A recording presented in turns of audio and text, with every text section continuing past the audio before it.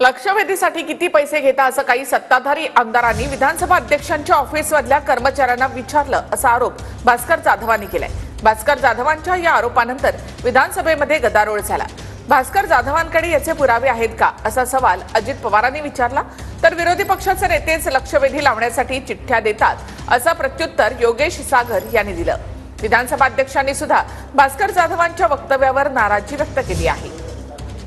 मी जबाबदारीने या ठिकाणी सांगतो, काल अध्यक्षांच्या एका कर्मचाऱ्याच्या ऑफिसमध्ये सत्ताधारी पक्षाचे लोक गेले आणि सत्ताधारी पक्षाच्या आमदारांनी विचारलं तिथल्या अधिकाऱ्यांना की लक्षवेधी लावण्याकरता तुम्हाला किती पैसे पाहिजेत ते सांगा आणि माझी लक्षवेधी लावा। हे आज सभागृहामध्ये घडलंय अध्यक्ष महोदय, या विधान भवनात घडलंय, हे या विधान भवनात घडलंय अध्यक्ष महोदय। मी या ठिकाणी तुम्हाला वर्तमानपत्राच्या नावानिशी लिहिणाऱ्या लेखकाविषयी या ठिकाणी संपूर्णपणे द्यायला तयार आहे। अध्यक्ष महोदय, आम्ही सरकार चालवतो, आम्ही काय असल्या गोष्टीला पाठीशी घालण्याकरता इथं बसलो नाही। लोकांनी पण त्याच्याकरता आम्हाला निवडून दिलेलं नाही, परंतु आम्ही सभागृहात असताना हे जे काही त्यांनी सांगितलेलं आहे हे अशा पद्धतीने जर बोलायला लागले आणि त्याच्यामध्ये तथ्य आहे का नाही, त्याची चौकशी केली का नाही, त्याचे पुरावे आहे का नाही, जर कोणी दोषी असेल तर त्याला तिथल्या तिथं आपण काढून टाकू कामावर, त्याच्यावर ऍक्शन घेऊ, FIR दाखल करू।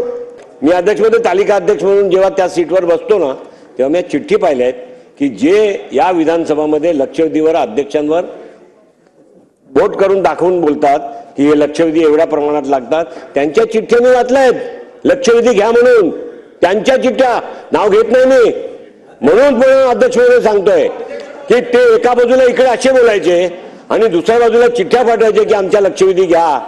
माझ्या अपेक्षा या भास्करराव जाधव साहेबांकडनं या फार वेगळ्या आणि मोठ्या आहेत। त्यांच्यासारख्या त्यांच्या उल्लेखनीय कामगिरीला बघून त्यांचं नाव विरोधी पक्ष नेता करावं म्हणून माझ्याकडे प्रस्तावित केलं गेलं आहे। त्यामुळे अशा व्यक्तीकडनं सभागृहात ज्या वेळेला कामकाजात किंवा विधिमंडळात होणाऱ्या एखाद्या बाबीबद्दल आक्षेपार्ह काही असेल, अध्यक्षांना त्याबद्दल अवगत करतो, ही आपल्याकडे प्रथा आहे आणि आपल्याकडनं या प्रथेचं पालन व्हावं अशी माझी प्रामाणिक इच्छा आहे।